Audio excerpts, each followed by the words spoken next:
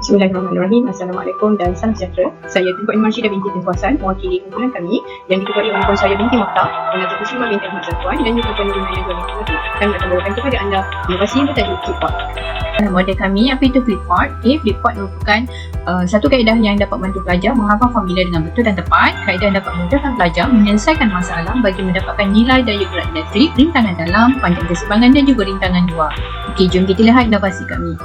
Objektif inovasi untuk meningkatkan kemahiran pelajar dalam menyelesaikan masalah berkaitan dengan potentiometer. Jadi kedudukan sebelum inovasi dijalankan, kami dapati pelajar tidak dapat mengeluarkan rumus dengan betul berdasarkan masalah. Dari sudut pensyarah pula, kami dapati pensyarah mengambil masa yang lama untuk menerangkan subtopik ini. Seterusnya untuk kumpulan sasaran, kami memilih kumpulan S13B1, S13B7 dan seramai 19 orang pelajar yang terlibat, 14 perempuan dan 5 lelaki. Apa masalah yang kami hadapi semasa membentuk Flipboard? Elemen yang terdapat dalam inovasi Flipboard kami antaranya adalah Equal Flipboard yang mana dia melibatkan rumus terbitan, masa yang panjang diperlukan untuk mengajar formula terbitan berkaitan dengan konsep potentiometer. Seterusnya untuk elemen Card Flipboard, masalah yang kami hadapi adalah untuk mengaitkan fungsi dan juga formula yang begitu banyak untuk kami kumpulkan dalam satu kad. Untuk any Flipboard, any Flipboard kami pensyarah gunakan sewaktu kelas hybrid. Dan memerlukan persediaan pensyarah lah untuk membawa any Flipboard ni di dalam kelas dan juga di luar kelas kepada pelajar. Seterusnya untuk check Flipboard adalah kami menggunakan Google Sheet dan juga Microsoft Excel yang mana pelajar akan gunakan file ini untuk menyemak jawapan akhir berkaitan dengan permasalahan dalam potentiometer. Dan seterusnya board Flipboard. Board Flipboard ni adalah menggunakan aplikasi Telegram. Jadi pelajar perlu memasang memasang aplikasi Telegram di dalam peranti mereka. Seterusnya, untuk inovasi yang telah dilaksanakan. Baiklah, seterusnya kita pergi kepada inovasi yang telah dilaksanakan, langkah pelaksanaan secara ringkas, impak pelaksanaan dan juga sasaran. Kita lihat dulu hubung kait dengan pengajaran dan pembelajaran. Jadi Flipboard yang kami hasilkan adalah berfokuskan kepada kaedah pengajaran dan pembelajaran yang digunakan bagi tujuan meningkatkan kemahiran pelajar terhadap subtopik potentiometer. Seterusnya kita pergi kepada deskripsi inovasi dari segi kandungan dan strategi.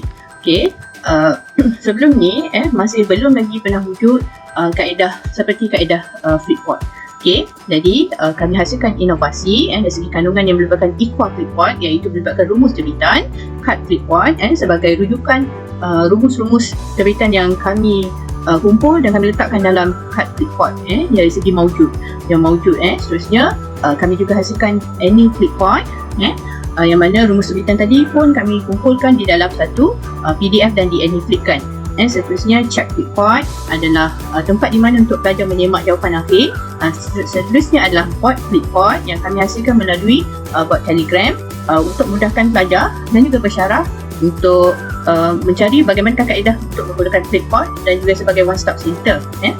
Seterusnya kita pergi kepada keluaran atau perkhidmatan baru, kaedah yang belum pernah digunakan lagi sebelum ni dan sangat relevan dan mendatangkan pelbagai faedah dalam proses PDP, terutama dalam subtopik potentiometer. Kita lihat bagaimanakah langkah-langkah pelaksanaan. Aktiviti 1 iaitu pra penilaian. Pelajar diberikan satu soalan berkaitan dengan potentiometer menggunakan maklumat yang sedia ada mereka di dalam kuliah yang mereka pelajari dalam kuliah. Masa yang diperuntukkan adalah 15 minit. Seterusnya untuk kami menilai maklumat sedia ada. Seterusnya untuk aktiviti kedua, kami memperkenalkan kaedah Flipboard yang mana terdapat dua langkah. Langkah yang pertama, kami simulasikan Card Flipboard dalam bentuk maujud dan juga any-flip. Seterusnya pelajar akan gunakan kaedah Flipboard tadi untuk jawab soalan dan mereka akan menggunakan Excel ataupun Google Sheet yang kami bekalkan untuk menyemak jawapan akhir. Seterusnya kita pergi kepada aktiviti kita untuk memastikan keberkesanan kaedah Flipboard. Kami jalankan pasca penilaian. Pelajar diberikan satu soalan ujian pos yang berbeza mengandungi satu soalan sama seperti format yang digunakan dalam aktiviti 1. Untuk aktiviti pos masa yang diperuntukkan adalah 20 minit. Seterusnya, ini adalah bot Telegram kami bagaimanakah dia berfungsi. Okey, kita lihat. Okey, yang pertama kita ada manual key. Okey, pelajaran okey, kita lihatlah dekat sini bagaimanakah manual code manual key untuk flipboard. Yang mana ini adalah kami punya edit. Semua rumus sulitan digabungkan dan diletakkan dalam satu file. Okey, so pelajar boleh merujuk bergantung kepada apa case yang terlibat. Contoh dia nak cari EMF.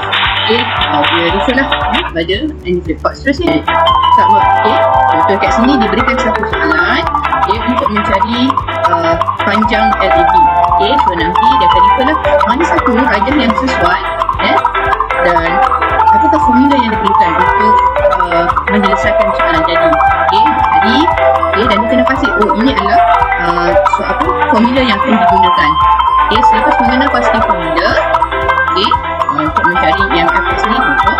Okey, dia akan keluarkan formula tadi dan akan membuat kiraan. Okey, dia dapatlah jawapan.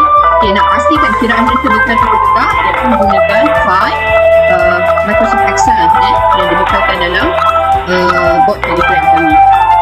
Okey, masukkan value dan dapat jawapan akhir. Dari sini, pelajar akan lebih yakin jika jawapan mereka sama dengan hasil jawapan dalam Excel yang mereka lihat.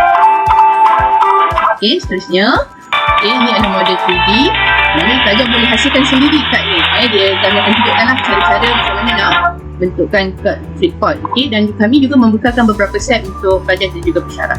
Okey, so itu saja berkenaan dengan bot Telegram.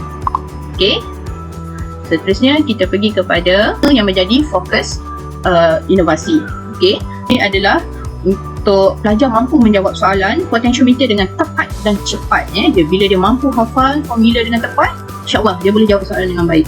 Dan seterusnya keadaan pelaksanaan inovasi. Okey, kita lihat. Okey, ini adalah proses yang pertama. Kalau dia gambar yang pertama, itu adalah proses kami brainstorming macam mana untuk mengenal pasti isu-isu. Okey, so kami keluarkan apa isu-isu yang berlaku dalam kelas kita. Seterusnya kaedah flipboard yang dimulakan dengan kami keluarkan dulu apa senarai rumus yang boleh digunakan dalam potentiometer. Seterusnya kami membuat gabungan. Selepas gabungan formula dikeluarkan, kami membina flip, kami membina kad flipboard yang mawjud. Kami wujudkan file Microsoft Excel ataupun Google Sheet untuk tujuan pelajar menyimak jawapan akhir. Seterusnya kami membina bot flipboard. Okey, gambar yang kedua itu adalah contoh pelaksanaan inovasi. Okey, proses-proses pembinaan elemen-elemen yang terdapat dalam flipboard kami. Seterusnya kita lihat kepada gambar yang paling bawah. Okey, itu adalah proses penyebarluasan. Model flipboard kami telah disebarluaskan dalam bengkel PLC peringkat unit fizik pada tahun 2021. Seterusnya kami juga membuat sebaran link Telegram bot flipboard tadi untuk digunakan di kalangan pelajar dan pensyarah bagi membantu meningkatkan kefahaman berkaitan dengan konsep potentiometer. Okey, seterusnya, bilakah dijalankan? Inovasi dijalankan pada 1 Februari 2021. Bilangan anggota 4 orang. Berapakah kos yang diperlukan? Okey, kita lihat yang seterusnya adalah sekali implikasi dan cadangan. Okey, kami dapati daripada hasil soal selidik, peratus yang bersetuju adalah 70% bersetuju. Seterusnya daripada dapatan ujian pra dan juga ujian pos, berlaku peningkatan peratus lulus sebanyak 40%. Untuk peningkatan peratus cemerlang adalah 30%. Okey, seterusnya kita lihat elemen-elemen yang dapat dikaitkan dalam flipboard, kaedah flipboard kami untuk STEM. Kami berjaya menerapkan 2 elemen STEM iaitu kemahiran dan juga nilai. Seterusnya kami dapat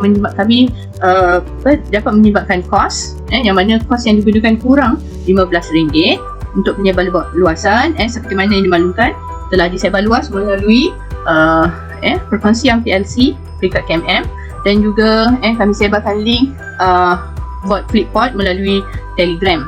Okey, seterusnya untuk peningkatan produktiviti kami dapati dia melonjak sebanyak 70% yang mana dia memenuhi kehendak dan harapan pelanggan.